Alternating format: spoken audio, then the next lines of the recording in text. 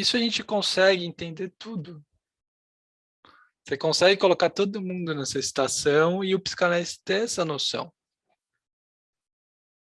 Eu trago o exemplo aqui do Neo Genesis Evangelium. Por quê? Porque eu acho o Evangelion como um grande anime. Não é o melhor anime de todos os tempos, como muita gente acha, me desculpem. Porém, é um grande anime mesmo, que vai trabalhar especialmente naquela primeira versão de uma maneira muito simbólica. A mente desse Shinji a chegar a um ponto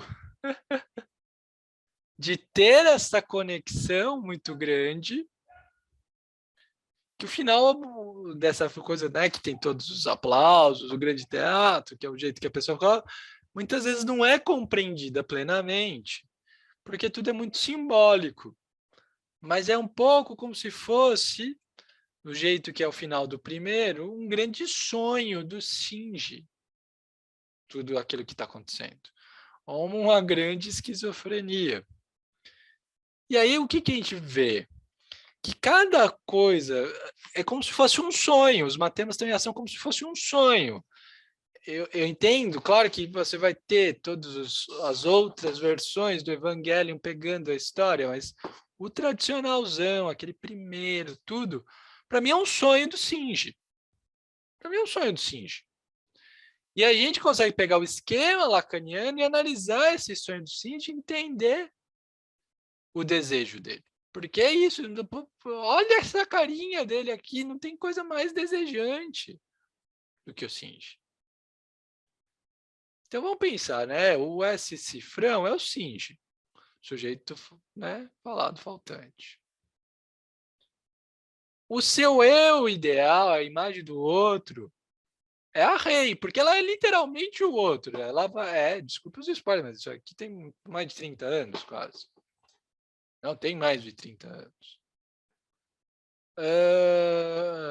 A Rei, ela é literalmente uma espécie de clone da mãe dele, que é o lugar da verdade.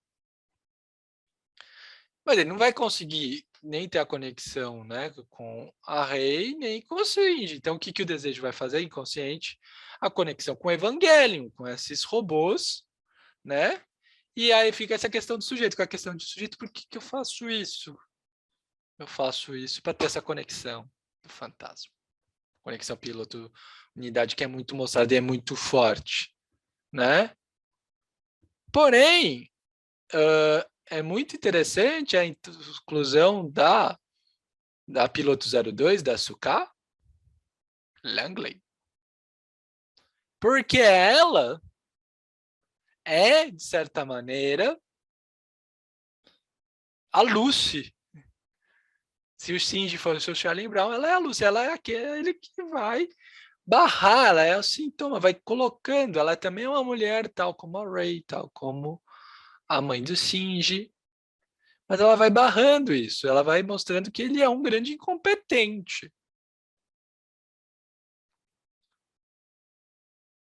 E com isso, ele vai se tornar tão podado quanto, né, na busca da competência, e ele fica nessa coisa que são as buscas da competência mostradas por essas mentoras que ele tem, que é a Misato, a mentora militar, e a Hitsuko, a mentora científica.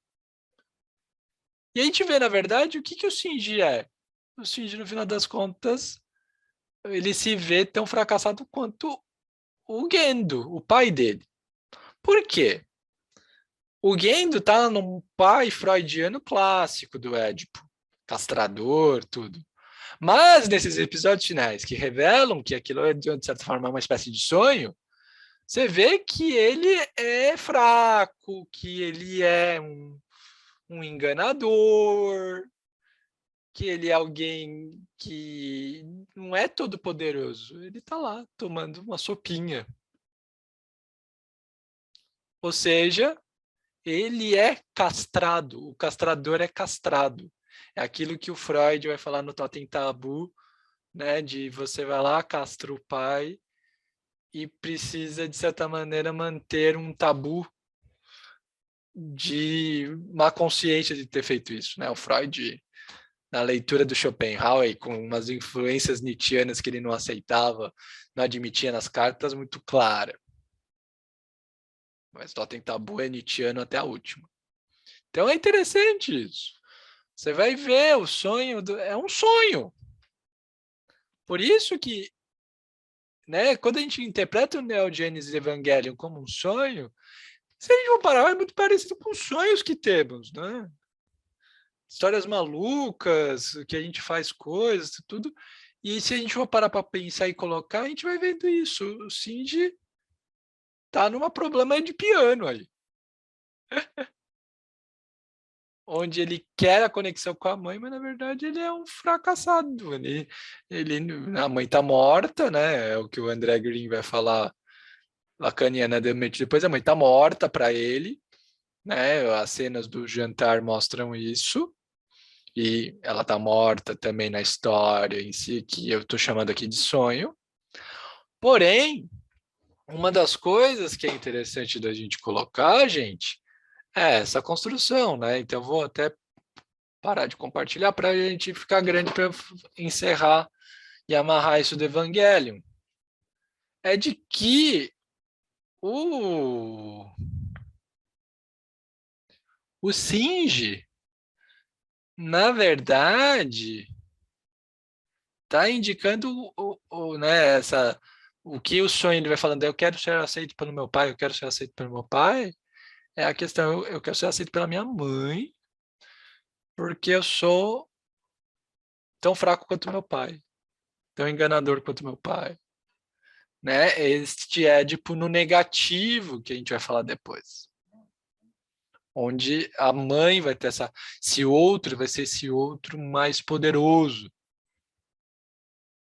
Né? E o Lacan mostra bem isso, que muitas vezes nas fórmulas freudianas do Édipo não vai ter tanta relação, porque não é o barramento, não é feito para aquele que a gente acha que é o castrador ou a ser castrado, mas sim ao outro que nos dá completude, que está direcionado ao nosso gozo e não conseguimos.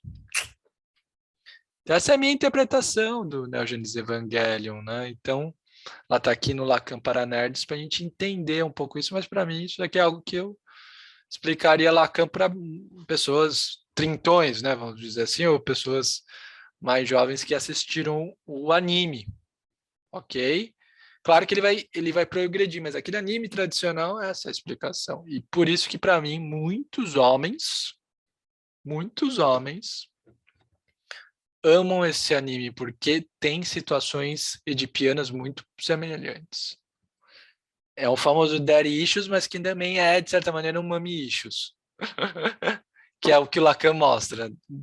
Às vezes os issues são com os dois e às vezes a gente não está pensando um pouco desse processo. Então, essa aqui fica a minha análise. Né?